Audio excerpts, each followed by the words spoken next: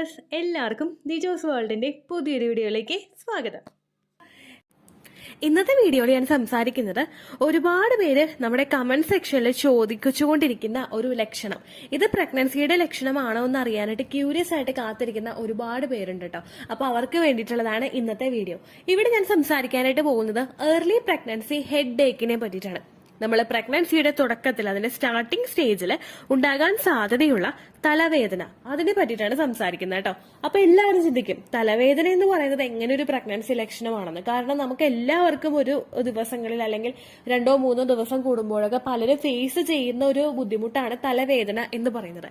ഈ തലവേദന നമുക്ക് എങ്ങനെയാണ് പ്രഗ്നൻസിയുടെ ലക്ഷണമായിട്ട് മാറുന്നത് എന്ന് നമുക്ക് നോക്കാം. വീഡിയോ നമുക്ക് സ്റ്റാർട്ട് ചെയ്യാം.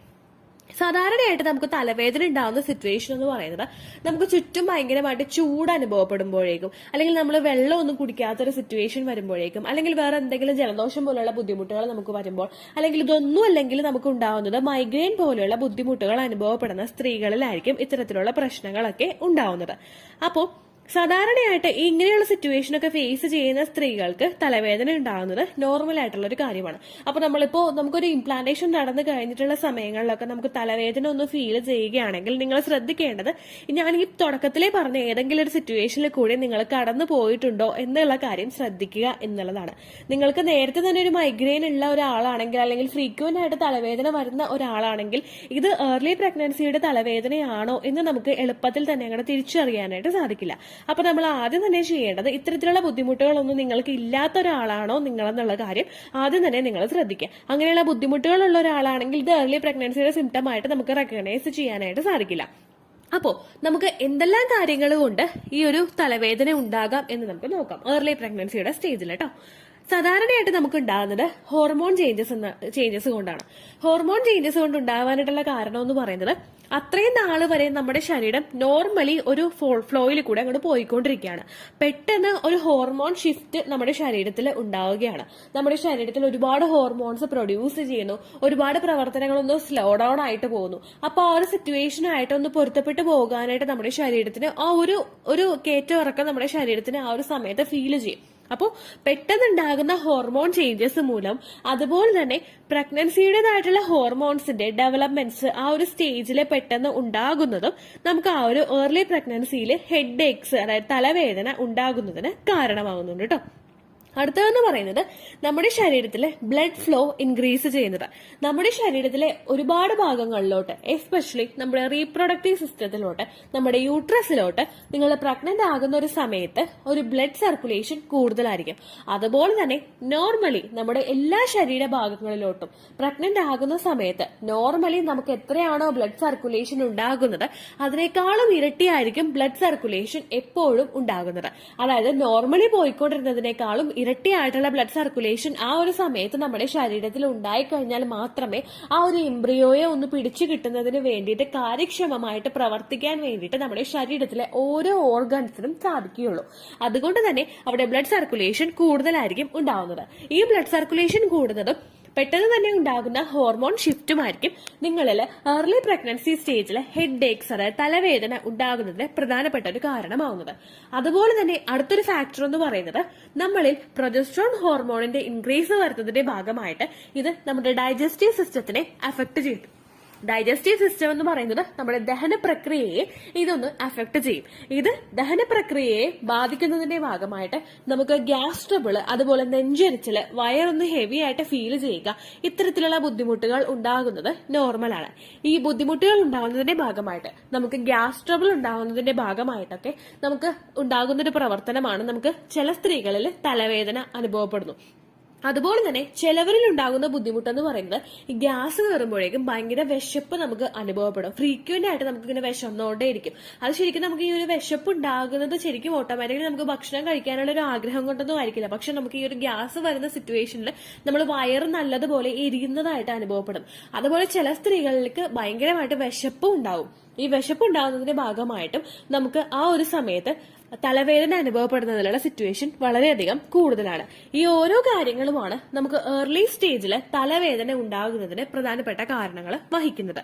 അപ്പോൾ നിങ്ങൾ ശ്രദ്ധിക്കേണ്ടത്, നിങ്ങൾക്ക് ഇങ്ങനെ ഫ്രീക്വന്റ് ആയിട്ടുള്ള കംപ്ലൈന്റുകൾ ഇല്ല എങ്കിൽ, ഇടയ്ക്കിടയ്ക്ക് തലവേദന വരുന്ന സ്വഭാവം അല്ലെങ്കിൽ തലവേദന ഉണ്ടാകാൻ പാകത്തിലുള്ള എന്തെങ്കിലും കാര്യങ്ങളിലൂടെ സിറ്റുവേഷനിലൂടെ നിങ്ങൾ കടന്നു പോയിട്ടില്ല എങ്കിൽ, ഇംപ്ലാന്റേഷൻ കഴിഞ്ഞതിന് ശേഷം നിങ്ങൾക്ക് ഫ്രീക്വന്റ് ആയിട്ട് തലവേദന അനുഭവപ്പെടുന്നുണ്ടെങ്കിൽ നിങ്ങൾ ആ കാര്യം ഒന്ന് ശ്രദ്ധിക്കുക.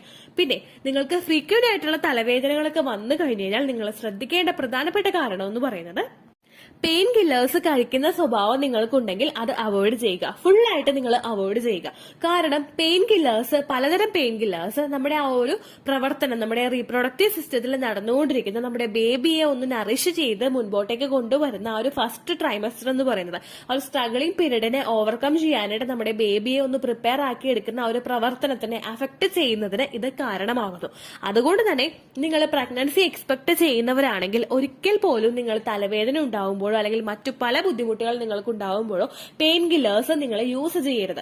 നേരെ മറിച്ച് നിങ്ങളൊന്ന് കിടന്ന് ഉറങ്ങിക്കഴിഞ്ഞാലോ അല്ലെങ്കിൽ നിങ്ങൾ നെറ്റിയിലൊന്ന് ഐസ് വെച്ച് കൊടുത്തു കഴിഞ്ഞാലോ നിങ്ങൾക്കൊരു ആശ്വാസം ഉണ്ടാകുന്നുണ്ടെങ്കിൽ ആ ഒരു കാര്യം നിങ്ങൾ ചെയ്യുക.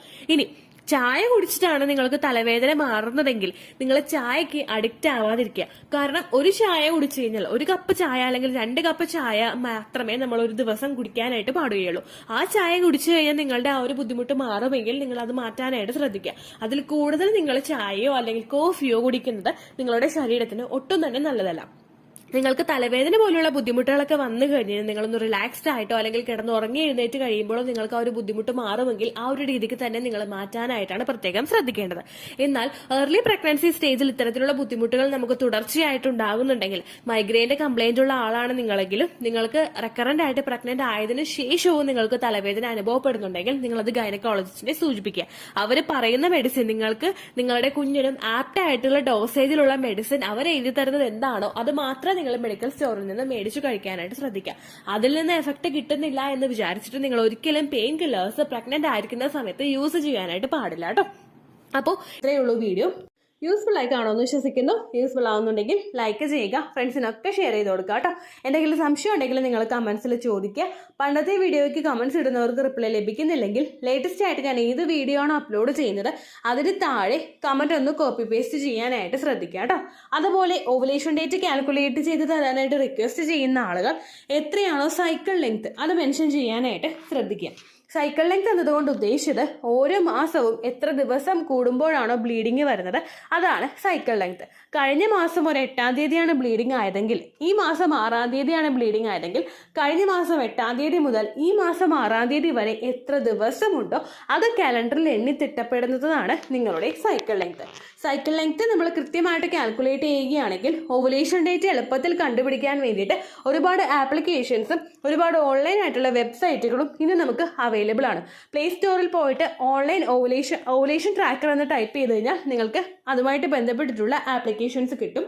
അത് പറ്റുന്നില്ല എങ്കിൽ ഗൂഗിളിൽ പോയിട്ട് ഓൺലൈൻ ഓവുലേഷൻ കാൽക്കുലേറ്റർ എന്ന് ടൈപ്പ് ചെയ്ത് കഴിഞ്ഞാൽ അതുമായിട്ട് ബന്ധപ്പെട്ടിട്ടുള്ള വെബ്സൈറ്റുകൾ നിങ്ങൾക്ക് കിട്ടും. അതിൽ നിങ്ങളുടെ ലാസ്റ്റ് മന്തിലെ മെൻസ്ട്രേഷൻ്റെ ഡേറ്റും ഒപ്പം ഞാൻ ഈ പറഞ്ഞ രീതിക്ക് നിങ്ങൾ കാൽക്കുലേറ്റ് ചെയ്യുന്ന സൈക്കിൾ ലെങ്ത്തും എൻ്റർ ചെയ്ത് കൊടുക്കുകയാണെങ്കിൽ നിങ്ങൾക്ക് കൃത്യമായിട്ട് ഓവുലേഷൻ ഡേറ്റ് കണ്ടുപിടിക്കാനായിട്ട് സാധിക്കും. ഫെർട്ടൈൽ ടൈം പീരീഡും നിങ്ങൾക്ക് കിട്ടും. അതായത് എത്ര ദിവസം മുതൽ കോൺടാക്ട് ചെയ്ത് തുടങ്ങിക്കഴിഞ്ഞാൽ നിങ്ങൾ പ്രഗ്നൻ്റ് ആകും എന്നുള്ളൊരു ഡേറ്റും നിങ്ങൾക്ക് പ്രോപ്പറായിട്ട് കിട്ടും കേട്ടോ. ഇത് കാൽക്കുലേറ്റ് ചെയ്യുന്ന സമയത്ത്, സൈക്കിൾ ലെങ്ത് കാൽക്കുലേറ്റ് ചെയ്യുന്ന സമയത്ത് നിങ്ങളുടെ ആ ഒരു കലണ്ടറിൽ നോക്കി തന്നെ നിങ്ങൾ കാൽക്കുലേറ്റ് ചെയ്യുക. പല മാസങ്ങളിലും 30-31 ദിവസമുണ്ട്, അതുകൊണ്ടാണ് അങ്ങനെ പറഞ്ഞത്. ഒപ്പം നിങ്ങൾക്ക് ബ്ലീഡിങ് തുടങ്ങിയ ദിവസത്തിന് വേണം നിങ്ങൾ ഡേ 1 ആയിട്ട് എടുക്കാൻ വേണ്ടിയിട്ട്. സ്പോട്ടിങ് തുടങ്ങിയ ദിവസത്തിനെ, അതായത് ചെറുതായിട്ട് ഡിസ്ചാർജ് പോയി തുടങ്ങിയ ദിവസത്തിനെ നിങ്ങൾ കൺസിഡർ ചെയ്യേണ്ട ആവശ്യം ഇല്ല കേട്ടോ. അപ്പോൾ ഇത്രയേ ഉള്ളൂ വീഡിയോ. അടുത്തൊരു വീഡിയോ ആയിട്ട് നമുക്ക് വീണ്ടും കാണാം. ബൈ.